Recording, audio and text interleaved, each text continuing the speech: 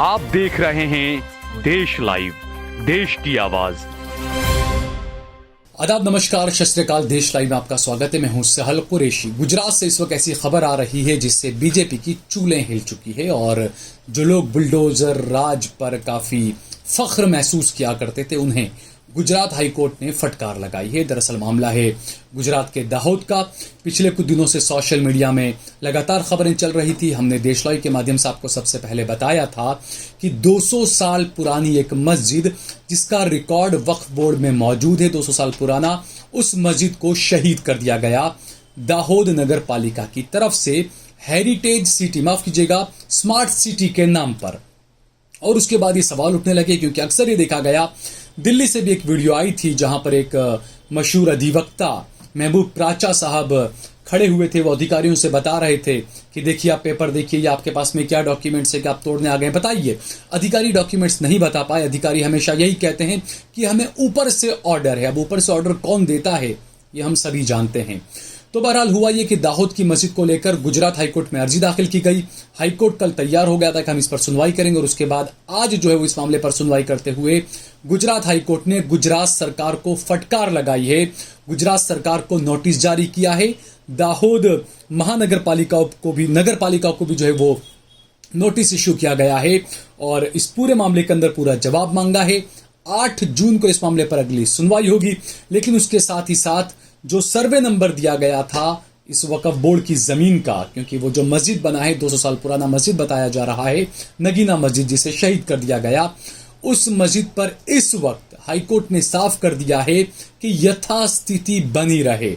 यानी कि जो स्मार्ट सिटी का जो ख्वाब है वो फिलहाल ब्रेक लगा है उस पर गुजरात हाईकोर्ट की तरफ से कि उस जमीन पर जो वक्फ बोर्ड की जो जमीन है, जो सिटी सर्वे नंबर दिया गया 451-52 जो भी था, उसमें यह कहा गया है कि यथास्थिति बनी रहे। यानी कि वहां पर अब न तो सरकार कुछ कर सकती है, ना अब दोबारा अभी मस्जिद भी फिलहाल नहीं बना सकते हैं। लेकिन ये एक अच्छी खबर यहां पर उस वक्फ के ट्रस्टियों के लिए है कि कोर्ट ने कहा है कि यथास्थिति बनी रहे। अब वहां पर और ज्यादा तोड़फोड़ जो है वो नगर पालिका वाले नहीं कर सकते। दाहोद नगर पालिका वाले बुलडोजर लेकर अब वहां नहीं पहुंच सकते। फिलहाल कोर्ट ने ये जो झटका दिया है, यकीनन इससे जो दूसरी जगहों पर जो डिमोलिशन कर रहे हैं अतिक्रमण के नाम पर, होता यही है कि अधिकारी कहते हैं कि ऊपर से ऑर्डर है हमें। और लोग, हमने अक्सर देखा, कई वीडियो सोशल मीडिया पर आए कि जिनकी दुकान है, जिनका मकान है या मस्जिद है या जो भी, वो लोग डॉक्यूमेंट्स दिखाते हैं। वो कहते हैं कि देखिए हमारे पास में पूरे पेपर्स मौजूद हैं, सारे दस्तावेज मौजूद हैं। तो अधिकारी सुनते नहीं है, उसके बावजूद वहां पर बुलडोजर चल जाता है। तो यहां पर यह होना चाहिए कि कहीं ना कहीं कोर्ट को इस मामले के अंदर संज्ञान लेना चाहिए और इस मामले में कोर्ट को यह करना चाहिए, हालांकि कोर्ट पर हम टीका टिप्पणी नहीं कर सकते, न्यायपालिका को, कानून को समझकर वो करें, लेकिन बेहतर यह होगा कि ऐसे अधिकारियों पर आखिर किस तरीके से लगाम लगाई जाए। क्योंकि होता यह कि ऊपर से किसी ने फोन कर दिया, किसी नेता ने या विधायक ने या सांसद ने, कुछ भी ऐसा होता होगा, और उनके प्रेशर में क्या ये अधिकारी ये काम कर लेते हैं, डॉक्यूमेंट्स देखे बिना बुलडोजर चला देते हैं। तो ऐसे में एक दो ऐसी मिसाल कायम करनी पड़ेगी कि अधिकारी जो था इस वक्त, जिसने ये पेपर देखे बिना उस पूरी मस्जिद को, 200 साल पुरानी मस्जिद को शहीद कर दिया, जबकि वक्फ बोर्ड की तरफ से पत्र जारी करके बताया गया था कि ये 200 साल पुरानी मस्जिद है, वक्फ बोर्ड में इसके पूरे दस्तावेज मौजूद हैं, उसके बावजूद उसे शहीद कर दिया गया। तो क्यों न ऐसे अधिकारियों को फटकार लगाकर ये कहा जाए कि ये अधिकारी अपने खुद के खर्च से इस मस्जिद को दोबारा बनाए। क्योंकि अधिकारी की जिम्मेदारी होती है डॉक्यूमेंट्स को चेक करना, दस्तावेज को, सारे पेपर्स को चेक करना और उसके बाद कार्रवाई करना। लेकिन ऊपर से किसी का फोन आ गया और उसने बुलडोजर चला दिया, तो ये तो बिल्कुल अधिकारी अपनी ड्यूटी के खिलाफ काम कर रहा है। जो उसकी ड्यूटी है, जो उसकी जॉब है, जो उसको करना है, उसके खिलाफ काम कर रहा है वो। तो बिल्कुल ऐसे में कोर्ट को यह होना चाहिए कि ऐसे अधिकारियों को फटकार लगा। ऐसे अधिकारियों से ही ऐसी जो भी, चाहे मकान हो, चाहे दुकान हो, चाहे वक्फ की जमीन पर कुछ चीजें हो, अगर बिना डॉक्यूमेंट्स चेक किए, अगर गलत तरीके से तोड़ा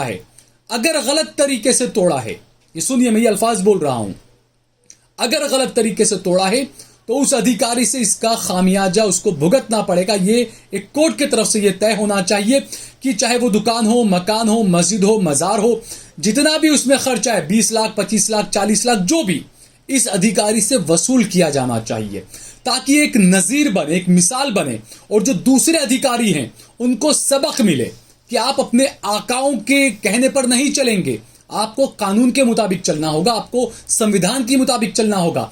अगर किसी के पास में अपनी प्रॉपर्टी के, दुकान के, मकान के, मस्जिद के, मंदिर के, मजार के अगर डॉक्यूमेंट्स उसके पास में मौजूद है, वो बंदा अगर आपको दिखा रहा है तो आपको रुककर समझकर देखना चाहिए। आप सीधे बुलडोजर चला देते हैं, आपके आकाओं की तरफ से हुक्म किया गया इसलिए। तो इसीलिए बिल्कुल ये अधिकारी अपनी ड्यूटी से बच रहे हैं, भाग रहे हैं, अपने पद का गलत इस्तेमाल कर रहे हैं। जो आप शपथ लेते हैं जिस भी जॉब के लिए, जब आप नॉर्मली भी की नौकरी करते हैं तो वहां पर आप बॉन्ड साइन करते हैं ना, दस्तखत करते हैं, वो भी एक शपथ ही होता है कि हाँ भाई मैं इस कंपनी या उस जहां भी मैं जॉब कर रहा हूं, ये उनकी चीजें, ये चीजें, मैं इस चीजों का ध्यान रखूंगा, ख्याल रखूंगा।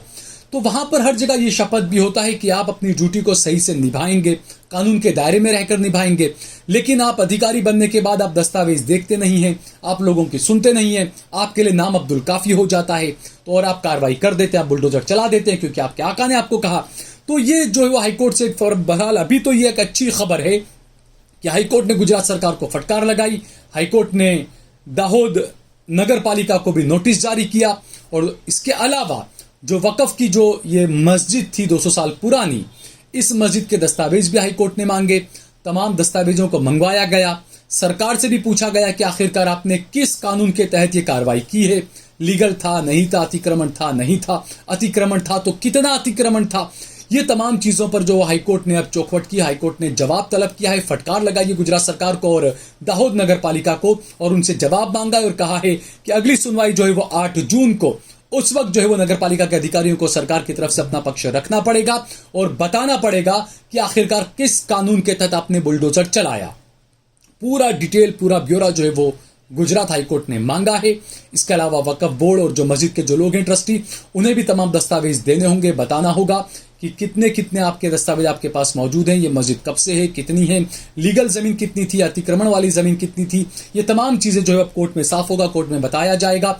लेकिन बार बार ये बात भी कही जाती है कि अगर आप किसी को तोड़ रहे हैं, ये तो मस्जिद और मजार और मंदिर की बात हुई, इसके अलावा आपने वहां पर 1000 से ज्यादा दुकानें तोड़ दी। अब एक दुकान के अंदर मान लीजिए कम से कम 2 लोग तो नौकरी करते ही होंगे, तो 1000 दुकानें तोड़ी, यानी सीधे सीधे आपने 4-5 हजार लोगों को आपने सीधे सीधे बेरोजगार बना दिया। और सुप्रीम कोर्ट की गाइडलाइन है कि अगर आप कहीं अतिक्रमण हटा रहे हैं, कुछ कर रहे हैं या मकान तोड़ रहे हैं, तो वहां पर जो लोग रह रहे हैं, जो लोग उससे जुड़े हुए हैं, पहले आप उनको विकल्प दें, उनका कहीं और इंतजाम करें, उसके बाद आप ये काम करें, अतिक्रमण या जो भी चीज आपको हटाना है। आप स्मार्ट सिटी के नाम पर आप किसी को भी उजाड़ देंगे, तो ऐसा विकास किस काम का कि आप 4000 लोगों को बेरोजगार कर रहे हैं। वहां पक्की सड़क आप दिखा के फोटो में चमकाएंगे कि देखिए हमने मैं स्मार्ट सिटी बना दिया, जबकि उस स्मार्ट सिटी के अंदर 5000 बेरोजगार युवा बैठा हुआ है। उस स्मार्ट सिटी के अंदर अच्छे खासे मकानों में जो लोग रह रहे थे वो जाकर कहीं झोपड़ा बांध कर रहने लग गए। ये स्मार्ट सिटी आपका किस काम का। मैं हमेशा कहता हूं कि विकास सिर्फ सड़क बना देने को विकास नहीं कहते, सिर्फ फ्लाईओवर बना देने को विकास नहीं कहते। कितने लोग खुश, आप हैप्पीनेस इंडेक्स में वो स्मार्ट सिटी कहां है, उस स्मार्ट सिटी के लोग हैप्पीनेस इंडेक्स में किस नंबर पर आते हैं वो देखिए आप। उस स्मार्ट सिटी के अंदर कितने बेरोजगार युवा हैं वो देखिए आप। उस स्मार्ट सिटी के अंदर कितने लोग अपने मकानों को छोड़कर उनको भगा दिया गया, झोपड़ों में, झुग्गी झोपड़ी में रह रहे हैं उस स्मार्ट सिटी के अंदर, वो देखिए आप। तो ये होता है विकास। इससे विकास का पैमाना इससे नापिए आप कि कितने गरीब हैं, कितने पक्के मकान हैं, कितने लोगों के पास में खुद के आशियाने हैं। ये चीज देखिए आप। ये इस तरह से होता है विकास। आप किसी को घर से बाहर कर दें, दुकान से बाहर कर दें, बेरोजगार कर दें, मस्जिदों को तोड़ दें, मजारों को तोड़ दें, 200-200 साल पुराने मजारों और मस्जिदों को आप तोड़ दें, तो ये तो विकास नहीं हो सकता ना। ये तो आपका भड़काने वाला काम हुआ। ये तो आपका ये हुआ कि आप एक समुदाय पर लाठी चलाओ और दूसरे समुदाय को आप खुश करो। गुजरात मॉडल तो यही है। ये देखा भी गया था कि गुजरात के गांव के अंदर मुसलमानों को पत्थरराव के आरोप में पकड़ा, चौराहे पर लाकर खूब उन पर लठ बजाई, और जो मेरे हिंदू भाई थे वो वहां पर बैठे बैठे तालियां बजा रहे थे, खुश हो रहे थे, क्योंकि मुल्ला अब्दुल मारा जा रहा है, उसको लाठी से सबक सिखाया जा रहा है, इसलिए वो लोग खुश हो रहे थे। तो ये बुलडोजर भी उसी तरह की लाठी है जो एक ही तरफ ज्यादातर चलती है। हालांकि कुछ और जगहों पर भी चला है। जैसा मैंने कहा कि कुछ लोग हैं जो ये एक्सक्यूज देते हैं कि भाई मंदिर भी तो तोड़े गए। मैंने कल भी अपनी खबर में बताया कि अगर मंदिर तोड़े गए हैं तो इनलीगल है या नहीं है ये भी देखना होगा। अगर मंदिर भी अगर गलत तरीके से तोड़े गए हैं तो ये भी सरकार गलत काम कर रही है, चाहे मंदिर हो चाहे मस्जिद हो। गलत तरीके से आप अतिक्रमण के नाम पर नहीं तोड़ सकते किसी भी चीज को। इस बारे में सरकार को सोचना चाहिए और लोगों को अपने अधिकारियों के लिए, बिल्कुल अपने अधिकारों के लिए बाहर आना पड़ेगा। शांति प्रिय ढंग से आपको प्रदर्शन करना पड़ेगा अपने अधिकारों के लिए। आपको खुद को लड़ना पड़ेगा, सड़क पर आकर कानूनी तौर पर लड़ना पड़ेगा। आपको हिंसा किए बिना आपको लड़ना पड़ेगा। आज दाऊद में हुआ है, कल कहीं और भी हो सकता है। अगर आप ये सोचकर खामोश बैठ जाते हैं कि हमारे यहां तो कुछ नहीं है, वहां हो रहा है ना, अगर आप ये सोचकर बैठ गए तो यकीन मानिए अगला नंबर आपका है। अब कैसे करना, क्या करना, वो आप खुद सोचिए, आप खुद समझदार हैं। तो आपको ये वीडियो पसंद आया हो तो इस पर ज्यादा से ज्यादा कमेंट करें, लाइक करें, और अगर आपने हमारा चैनल देश लाइव सब्सक्राइब न किया हो तो हमारे चैनल को जरूर सब्सक्राइब करें। सोशल मीडिया के तमाम प्लेटफॉर्म्स पर, फेसबुक पर, ट्विटर पर, इंस्टाग्राम पर आप देश लाइव के पेज को फॉलो करें। इसके अलावा सहल कुरैशी और सहल कुरैशी ऑफिशियल पेज को भी जरूर फॉलो कीजिएगा। और हमने हमारा नंबर भी दिया हुआ है, ज्वाइन बटन दबाकर, फेसबुक पर स्टार बटन दबाकर, और हमारा नंबर दिया हुआ है। ज्यादा से ज्यादा हमारी आर्थिक मदद भी करें।